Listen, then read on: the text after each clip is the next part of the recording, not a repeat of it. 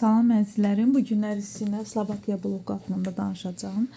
Deməli, biz bəzi ehtiyaclardan dolayı tez-tez Slovakiyaya gedirik. Çünki mənim yoldaşım Aykos siqareti çəkir və Aykosun Tereya siqaretləri bizə qonşu olan ölkələrdən sadəcə Slovakiya və Çexiyada var. Və bəzən biz Slovakiyaya, bəzən isə Çexiyaya gedirik, beləsinə deyim. Və yolculuqda mən də ona yol yoldaşı oluram ki, darıxmasın və gözəl bir gün keçirik. Ən azından çöldə oturub bir stəkan kofe içməyə vaxtımız olur.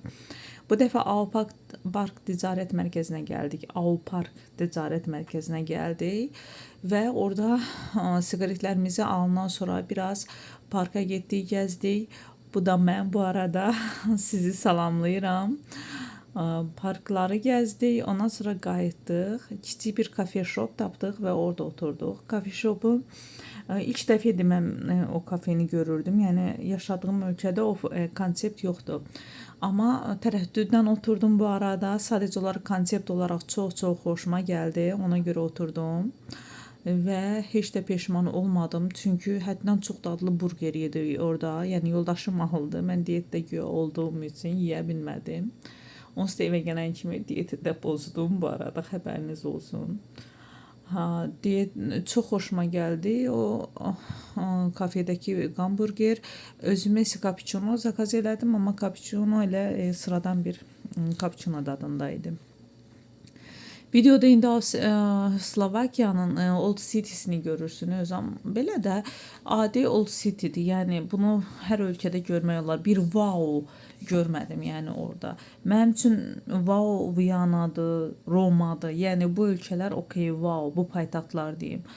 Amma belə Slovakiyadır, Çexiyadır, Praqa, yəni mənim o qədər də diqqətimi çəkmir Bratislava, Praqa.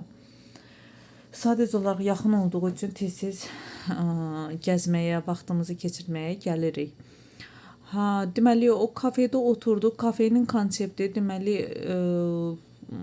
tabletlərdə zakaz eləyirsən, elə tabletdə də ödəyirsən. Sənə sadəcə ofisiantlar servisi olaraq gətirir. Və bu arada başımıza belə bir şey gəldi.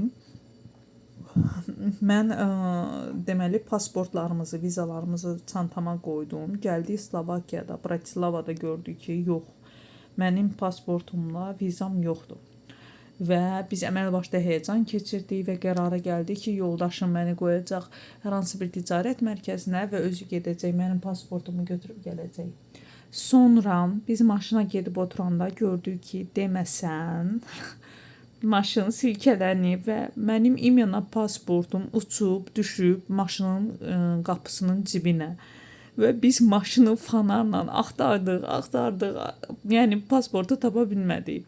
Son momentdə mən dedim ki, mən bu su gətirmişdim özümdən. Qoy o suyu götürüm. Suyu götürmək istəyəndə gördüm, wow, pasportum mənim orada uzanıb. Belə. Onu da sevincin yaşadıq. Dedik, lap yaxşı oldu, vaxt itirmərik. Uşağı da bağçadan götürməyə çatdarıq. Və gəldik kafedə, ondan sonra oturduq bu arada. Gördüyünüz kimi kafedə çoxlu seçimlər var idi. Yəni yemək seçimləri çox da deyildi. Sadəcə hamburger seçimləri və tost seçimləridir. Çünki bu bir kafe shopdur. Amma yenə də konsepti mənim çox xoşuma gəldi. Sonra burgerin dadı, nə bilim, valla o qiymətə çox yaxşı idi da. Yəni gedərəmmi, yeyərəmmi? Gedərəm də, yeyərəm də. İnşallah qəşəng arıqlayaram. Ondan sonra gedərəm orada qəşəng bədənə pizzanı da, hamburgerini də hamısını da vururam. Açıb qoyaram menyunun qabağıma. Bu arada menyudakı qiymətlər mənə elə gəlir ki, Slovakiyadakılara görə biraz bahalı idi. Çünki mən bildiyim qədərilə onların əmək haqqısı 700-800 civarındadır, evro civarındadır. Amma belə, yəni belə kafeləri sevirəm. Ona görə pulu düşünmədən gedib otururam. Belə yoldaşımla bu arada da oradan da çox gözəl gün keçirdik. Şükürlər olsun Allaha. Və sonra da getdik. Deməli, sonra biz bir də ayıldıq ki, oraya biz gec qalırıq, uşağı götürməliyik. Bu vaxt mənim yadıma düşdü ki, bəzi almadığım şeylər var. Və biz Avstriyaya gəlib çatanda artıq mağazalar bağlanmış ola bilər. Yəni, ya da uşağı çatdırıb götürə bilmərik belə. Və ona görə oradan getdik Kauflanda. Oy, Kauflandda alış-verişə başladıq. Deməli, mənim özümdən asılı deyil. Mən alış-verişə başladımsa, mənə elə gəlir ki, mən artıq hələ ki bir yarım saatam da burada. Əslində amma sonra məlum olur ki, mən burada yarım saat deyiləm. Mən burada 2 saatam. Yəni bu təkcə produktoviy mağazada baş vermir. Bu hər yerdə belədir. Ona görə hətta bir dəfə yoldaşımla danışdıq ki, səhər saat 9-da uşaqları qoyaq bağçaya. Ondan sonra məni götürsün Viyanada bir dənə alış-veriş şəhər kimi yer var. Ora aparsın və mən qutaranda özüm ona zəng eləyəcəm, gəlib məni oradan götürəcək. Və siz bilirsiniz, mənim telefonum səssizdə olub. Mən hardasa 6 saat, 7 saat orada olmuşam. Yoldaşım zəng eləyib. Mən heç cürə, yəni eşitməmişəm onu. Sonra gəldi, sən demə yazıq bir mağazaları gəzib məni axtarıb. Mən onu görəndə saata baxdım, ancaq dedim, doğrudan da yəni harca 7 saata yaxındır mən alış-verişdəyim və hələ də xəbərim yoxdur. Bu arada videoda gördüğünüz gibi indi bu dəqiqə biz ümumi şot 22 euro 40 neçə manat. Orada 10% şeydi, ofisantın servis haqqı. Və indi isə videoda yenə də gördüyünüz kimi Slovakiyada Kaufland'a gəlmişik və qiymətləri nə bilim belə də mənə elə gəlir ki, buradan alıb Avstriyaya daşımağa dəyməz. Avstriyada da paştuşda elə eyni qiymətlərdir. Və nə düşündüm? Ola bilər ki, deməli Avstriyada buna uyğun qiymətlərdir. Çünki Kaufland özü Almaniyanındır. Yəni ola bilər Almaniyada bunun gətirilməsi, nə bilim icarə, naloq, bu xərclərə görə burada produktu bahadır. Və biz ona görə yoldaşımla qərar verdik ki, inşallah gələn dəfə gələndə mütləq yerli marketlərə də gedib baxarıq oradakı qiymətlərə. Mənim özümə çox maraqlı qaldı.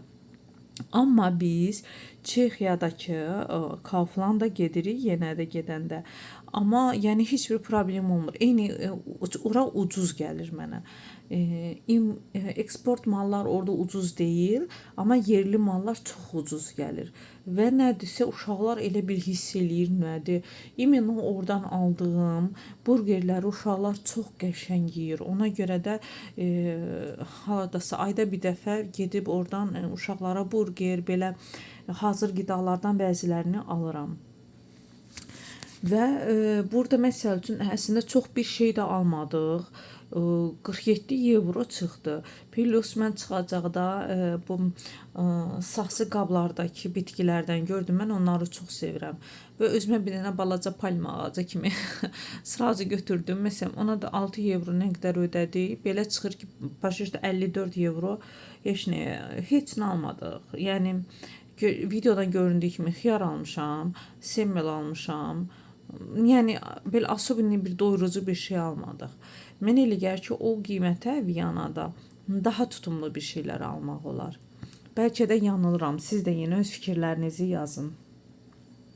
Belə Slovakiyada inşallah görək dediyim kimi başqa marketə də gedərik. Amma mən yayda bir dəfə orada pal-paltar üçün təsadüfən elə gəldi ki, oradan pal-paltar alası oldum. Məsəl üçün orada o zaman çox da baha gəlmədi mənə. Mənə elə gəlir ki, giysilər orada o dərəcədə də bahalı deyil.